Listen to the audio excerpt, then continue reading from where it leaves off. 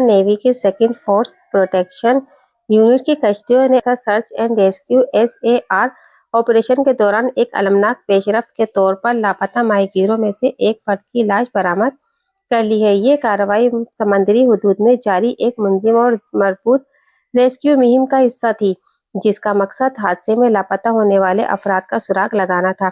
واضح رہے کہ یہ افسوسناک حادثہ اس وقت پیش آیا جب ایک ماہی گیر کشتی ایک بڑے مرچنٹ ویسل تجارتی جہاز سے ٹکرا گئی، جس کے نتیجے میں ایک کشتی کو شدید نقصان پہنچا اور اس پر سوار افراد سمندر میں جا گرے۔ ابتدائی اطلاعات کے مطابق اس حادثے میں 4 ماہی گیر ڈوب گئے تھے، جن کی تلاش کے لیے فوراً سرچ اینڈ ریسکیو آپریشن شروع کیا گیا۔ حکام کے مطابق برآمد ہونے والی لاش کو ضروری قانونی اور طبی کارروائی کے لیے متعلقہ اداروں کے حوالے کر دیا گیا ہے، جبکہ دوسرے لاپتہ ماہی گیر کی تلاش تاحال جاری ہے۔ پاکستان نیوی کی میرین فورس جدید آلات اور پیشہ ورانہ مہارت کے ساتھ علاقے میں سرچ آپریشن کو وسعت دیے ہوئے ہے۔